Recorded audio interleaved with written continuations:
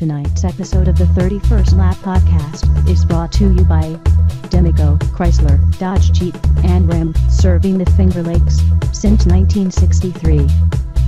And DirtTrackDigest.com. If it's on dirt, it's on Dirt Track Digest. This is the 31st Lap Podcast, recorded live in the studios of FingerLakes1.com in downtown Seneca Falls, New York. And now, your host, Chris Marquardt. Good afternoon, good evening, good day. Welcome to a special edition of the 31st Lap. It is July the 16th, and if you look at your calendar, you'll note that that is a Wednesday calendar square. Couple scheduling conflicts landed for tomorrow. Best wishes, again, continue to go out to John Balmaston and his family. Krista's brother, John's wife, Krista, lost her brother in a motorcycle accident here last week. We talked a little bit about it on the show. Keep those thoughts and wishes going towards those guys. Another close friend of mine had some problems. He had, his house burned down last Thursday. It's just been one thing after another. My grandmother down in Pennsylvania passed away over the weekend, and I'm going to be in Pennsylvania tomorrow for the better part of the day. Don't know if I'm going to make it back in order to do the 31st lap presented by Tamiko, Chrysler, Dodge Jeep tomorrow night. So we're going to go ahead and just do a quick weekend wrap-up again this week and try and get back to some sense of normalcy here next week and going forward. Lots of action over the weekend. Lots of stuff coming up this weekend. We're going to try and touch on a little bit of all of that. The big news right now, and it's sort of making the most waves, is Gator Racing News has stopped publishing. They are all done after a long run as a staple in Central New York. Gator Racing News has stopped production. There's a message that is posted on GatorNews.com to everybody. It notes that all their press credentials are no longer valid. They've discontinued everything. It's looking like all of their subscribers with Gator Racing News have now been turned over to Arietta Racing News. Lenny Salmons and his family, the entire crew at Arietta Racing News, are going to welcome all those subscribers in immediately. You should start already receiving your Arietta Racing News. You're also going to be seeing a letter, if you're a Gator subscriber, from them explaining a little bit more about what they do.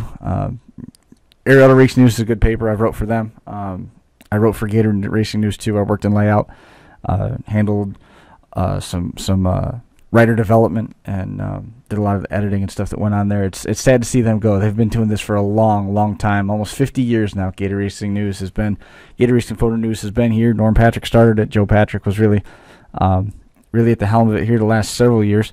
I worked with him very closely, and I'm going to miss him. Gator, it's tough to see them go. I did put a phone call into Joey to see if he'd be interested in coming on the Crash Course podcast, the 31st Lap podcast here tonight, but I never did hear back from him. I'm sure this is a tough time for him and the whole Patrick family. It's tough for the whole racing community to see a print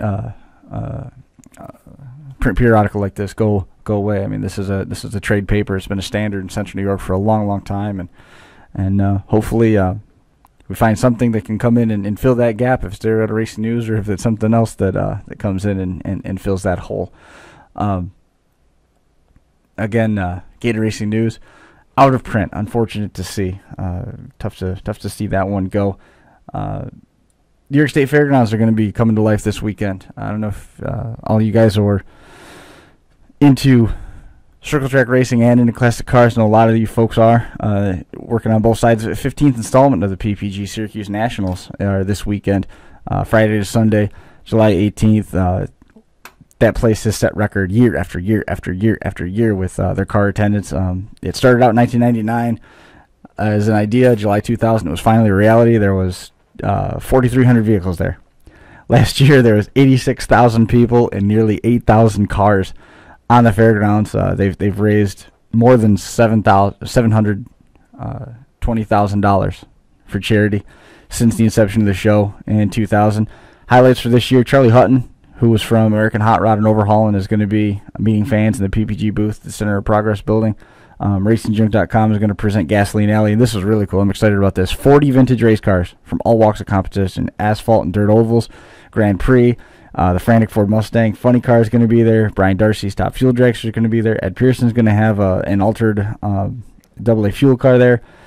cool to see. I'm excited about that. Also, if you want to get a little bit of taste of the action as well, the autocross is going to be set up, presented by Detroit Speed Incorporated. Owners with vehicles registered in the Nationals. Now you got to have a car that's registered, and we'll talk a little bit about that in a second. They have to have a valid license, and they can take a lap on the road course. The Syracuse Nationals is open to any car manufactured 1980 and before, which I kind of argue with that a little bit, because you could take a 1930 whatever coupe and make it over last summer and enter that in the Syracuse Nationals, and it's okay. Basically, you can buy that whole car out of some of these trade magazines for muscle car stuff. So, kind of varies, but you got to play by their rules. If it was manufactured before 1980, it's welcome there. 1981 and newer is welcome on American Muscle Sunday, which is going to be July 18th. Registration there is from 7 to 11 on July 18th. So, good for those guys. Looking forward to it. July 20th. I misspoke. I'm sorry about that. On July the 20th. Other stuff that's coming on, they're doing the backyard build-off, which is just kind of cool. They had a $5,000 budget. They've got a number of different Northeast builders that are going to be taking part in this, and it's going to be, all the cars are going to be debuted at 10 o'clock on Friday, and it's going to go through fan voting, and the individual receiving the most fan votes is going to be called the winner. Looking at the lineup of names, Roland Dorval from Ormville Township, Maine's there, Larry Rowe from Newfield, Denny Matten from Morrisville, Trevor Rock from Canandaigua, New Hampshire, and Jeremy Owens from Mattydale, New York are all scheduled to have cars there. They're going to be at the Old School Rods building over near Gate 10. The 2014 Nationals will be awarding the 5th Annual Winfield Award, which is presented by McGuire's. The award is recognizing automotive excellence and is presented by Gene Winfield.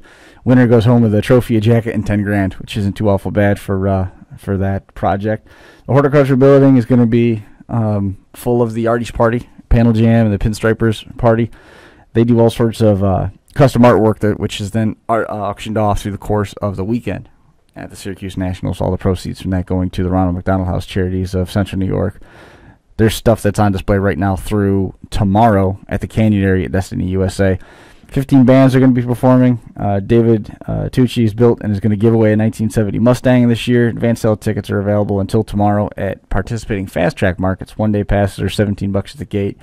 Kids 6 to 12 are $8. Children under 5 are free. For more information, visit SyracuseNationals.com. Getting a little bit of the area results. Fulton was in action over the weekend. Tom Sears took the win over Jimmy Phelps and Larry White. Billy Clark picked up the 25-lap Sportsman feature. Canandaigua Matt Shepard picked up his 100th career victory on his birthday, no less, in the 35-lap modified feature. Shepard took command on lap 11, passing Chad Holman. Eric Rudolph was second in the Mike Payne car, so it looks like he's going to be driving that for a little bit here. And moving from 12th, he moved from 12th to second in that. Gary Tompkins was third, ahead of Chad Holman, Justin Harris.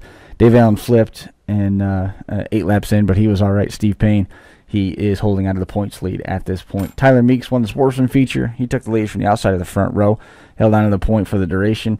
He took the win over Ricky Newton and Kevin Ridley. Paul Guerrero was fourth, moving up from 11th. Eric G. Garrett filled the top 5. Darryl Ruggles, he won his 5th 305 sprint feature, taking over with 12 laps to go. A hard charge by John Preston brought him up to second. Good effort by the second-generation driver, Alicia Ruggles. David Ferguson and Bob Drusty filled the top 5. Ruggles leads his daughter by 12 in the point standings. Pete Stefanski, hard to beat that dude, man. He is really good over there at Canandaigua Motorsports Park. 15-lap street stock main went to him. It was his 9th. He topped Mike Affner, Mike Welch, Bill Weller, and Blaine Smith. Affner made his first ever start at Canandaigua Motorsports Park. Mike Manutolo took his 4th pure stock win over C.J. Guerrero and Tom Jewell. Jimmy Morton took home his 2nd win in the New Legend Sportsman Division, leading flag to flag. Matt Guerrero, by the way, they had that pit crew competition over there at Canandaigua Motorsports Park. Matt Guerrero's team won. Congratulations to Matt. Spencer Speedway, boy, this was an interesting one. They had the Big Ten Superstocks in town. Mike Ramos, he was really excited to see the checkered flag, and it didn't pan out well afterwards. After he was called the winner, he was disqualified following post-race tech. The win was handed to Jim Steffenhagen. He started last in the field due to brake problems, so going from the outhouse to the penthouse right there, got the win in the Big Ten Superstocks appearance. Kevin Timmerman won the Sunoco Modifieds portion. It was his 18th win, and he's up to 4th overall on Spencer's modified win list, so congratulations to him. In support action, Sean Frary won his 5th four-cylinder feature in 6 starts. Not too bad of a record there for 2014. Van Grant picked up his 2nd Super 6 win of the year. Bryce Norton kept his record going in the INX Legends. He's got 3 in a row. Bryce Norton, good for him. Yates County was off. They've got the Lucas Oil Super Sprints back at the track this week. They got a full weekly card Friday night. They got a midweek special on July 22nd with the Race of Champions Sportsman Series and the Big Block Small Block Shootout, paying $3,000. Tom Sears won over Larry White and Billy Decker at Brewerton. And next week, on a week from tomorrow, Rolling Wheels Raceway Park is back in action. They're going to have another installment of their Thursday Night Thunder program. So if you got nothing going on next Thursday, get over to Rolling Wheels Raceway Park. You get to see some action. $3,000 to win for those guys. It's not part of the tour, but still, you're gonna have a pretty good draw over there. Fair action on deck. Jerry Ott won Tuesday's Cuca Clash over at the Yates County Fair. Brian France won the Fair Championship. Justin Eldridge won his first adult 4-cylinder Derby over there at the Yates County Fair. Tomorrow night is the first night of the Seneca County Fair in Waterloo. Saturday's championship night. And then next week on Tuesday, July 22nd, Total Destruction is going to be hosting the Ontario County Fair action. Canandaigua was going to be closed for the modified and full fender divisions on Saturday the 26th, as Total Destruction holds the Ontario County Fair Championship program over there. A special one-run event for the Cuba-style rules, paying $1,000 minimum, and they're allowing Imperials to run over there as well. Pretty cool to see that. Another quick note, this is going to be the end of the ride for Tamiko Chrysler Dodge Jeep with us. They're going to wrap things up at the end of this month. They have not renewed, but we do certainly appreciate all the support that they've given the 31st lap. We've had a lot of good times with them. We're looking forward to maybe rekindling that relationship here in the future. It's been a real good relationship. I like those guys over there. Steve Riffle, Mike Godkin, Mike Tamiko, outstanding folks there in the showroom, and then Patrick out back, the full service parts. You need repairs, you name it, they're going to do it. They're going to do it fast, and they're going to do it affordably. They gave me an estimate, and they were dead on with what they told me when I needed the work done on my Avenger. I've talked about it a million times. Right there on the west side of Geneva on routes 5 and 20. Get over there and see them online, TamikoChryslerDodgeJeep.com. Trying to take a quick look ahead at what is coming up. I know there's some stuff going on there. Dirt Car Modified Super Dirt Car Series.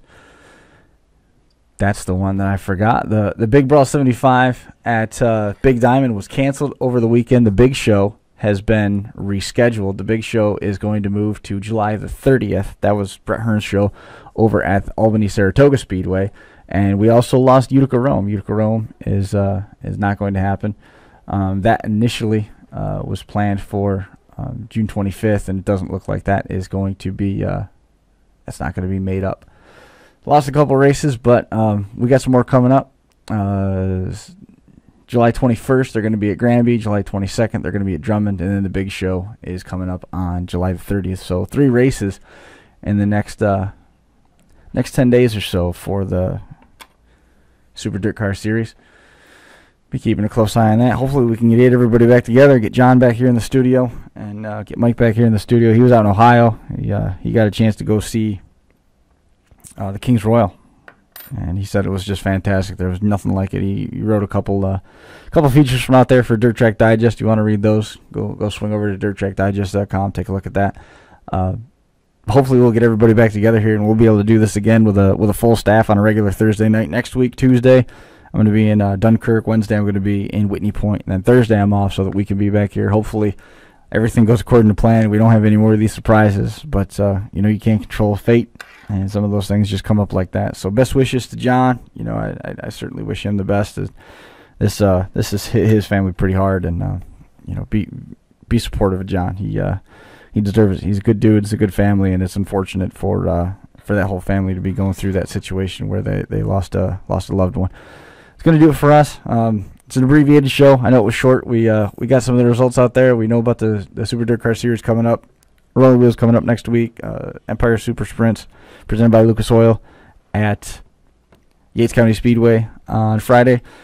Get out there, support your local tracks, and send a quick message over to the folks at Gator Racing News and let them know how much you appreciate what they did for the racing community here in Central New York. They're a good group of people, and sad to see them go. And we turn over a new leaf as Ariel Racing News becomes the go-to source for your racing news here in Central New York, and now they pretty much sufficiently cover all of the Northeast. That's going to do it for us here on the 31st lap. Just a real quick one, give you a little bit of taste of what we do on a weekly basis. Once we get back to a regular schedule, that's what we're going to be looking forward to, a little bit more discussion and things along those lines. Guys, we appreciate it, and we're going to see you right back here again next week. Thanks.